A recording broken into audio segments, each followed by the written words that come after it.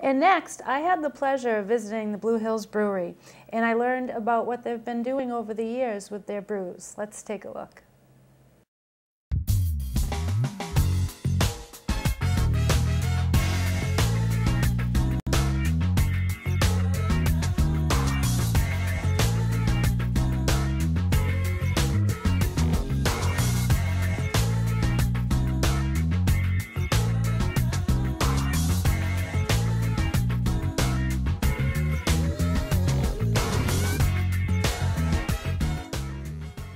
I'm Andrea Galvin, and I'm delighted to be here at the Blue Hills Brewery right off of 138 in Canton. I'm here with owner Peter Augis. Peter, thank you for allowing us here.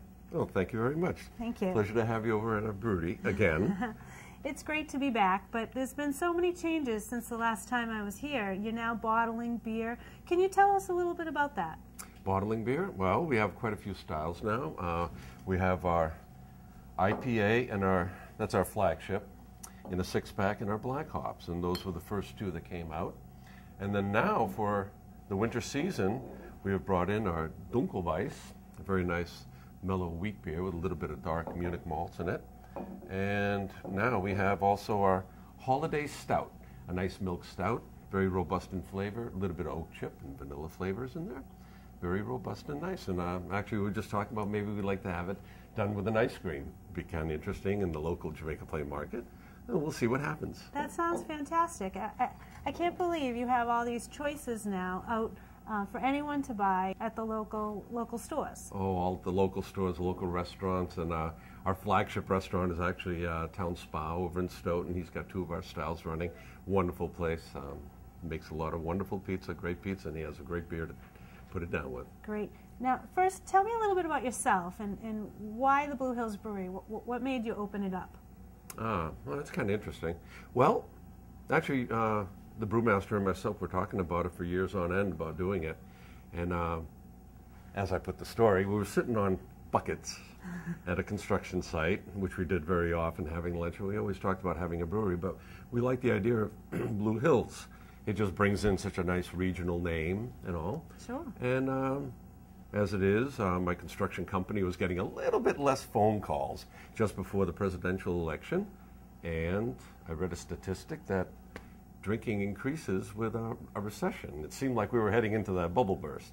So it just kind of made sense. We shook hands and found a nice location here in Canton, and away we went. Oh, Peter, I think it's terrific. Now, I'm looking at the designs here on the bottle labels. Who designs these for you?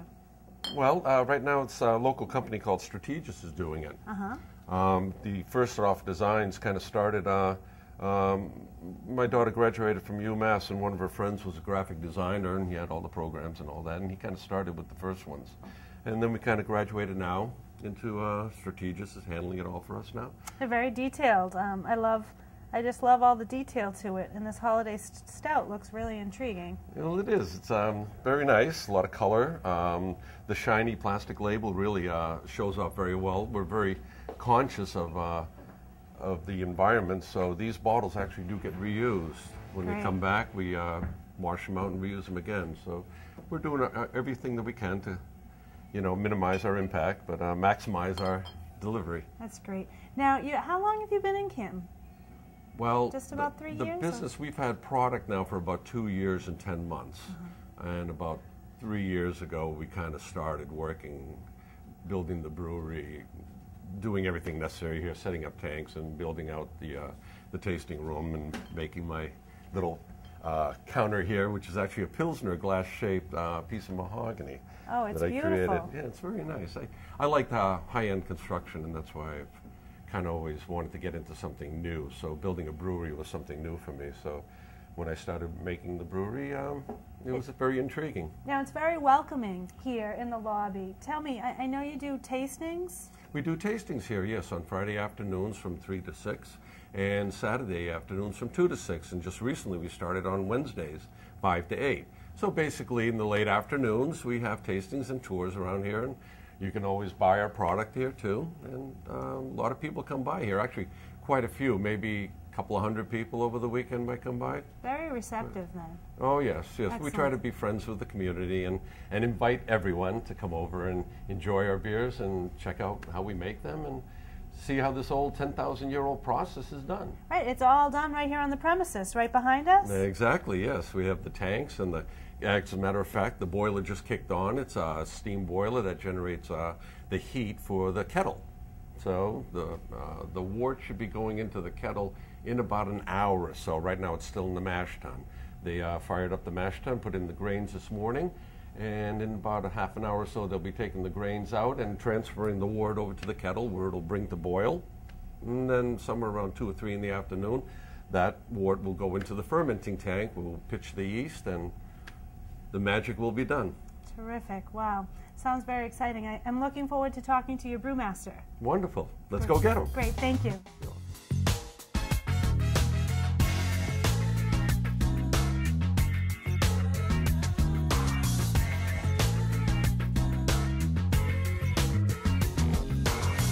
Behind us is what's considered the brew house. On my right is the mash tun where we mix the grains with hot water and let them steep, and that's where we convert the starches in the grain to fermentable sugars. And on my left is our kettle where we collect the sweet wort extract, the runoff, fill the kettle and boil it, and that's where we add the hops. Now I saw that process. It's happening right now. Yep, it's happening right now. Yep. And how many gallons do these kettles hold? This is a 20-barrel brew house, so the kettle itself will hold up to 24 barrels, 25 barrels, but that's as everything at home when you boil something, it starts bubbling up, things like that, so you always need what they call a headspace in the kettle. Sure. One U.S. barrel is 31 gallons, so traditionally I brew about 650, 660 gallons at a time, because again, we boil for 90 minutes, you also get about 5 to 10% vapor loss. So even if I collect 21 barrels, by the end of a 90-minute boil, it'll be down to about 19 3/4, 20 barrels nominal. Interesting. Today we are brewing our Dunkelweizen, which is our winter wheat beer, and we're also simultaneously filtering our stout, our Three Peaks Stout. It's our holiday stout. It's a holiday product. Yeah, can you talk about the holiday stout for us? Yeah, it's a stout actually that was designed. We have a handful of interns here that work with us.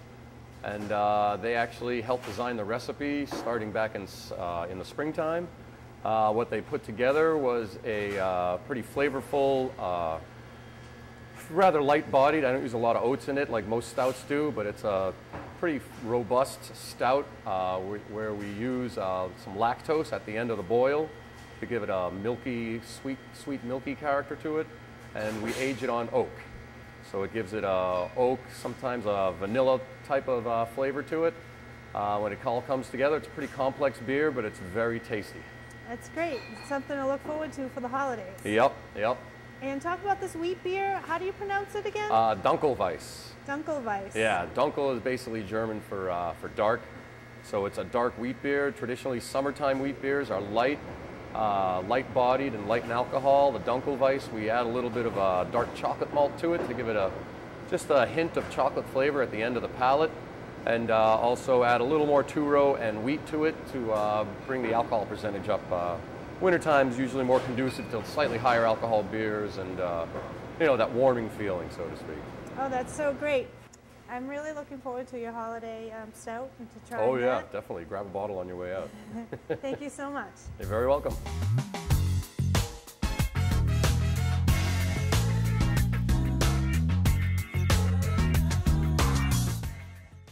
Well, microbrewers are really popular now, and it's great to have one right here in Canton. I know, they're really great. And they're also expanding their sales to even parts of Rhode Island now. So it's good news for them. That's great. I have to try that holiday stout. Yes. Well, that's going to wrap up our edition of Main Street for this December. I'm Kevin Nelson. And I'm Andrea Galvin. Thanks for watching. And have a safe and happy holiday season, and we'll see you here in the new year.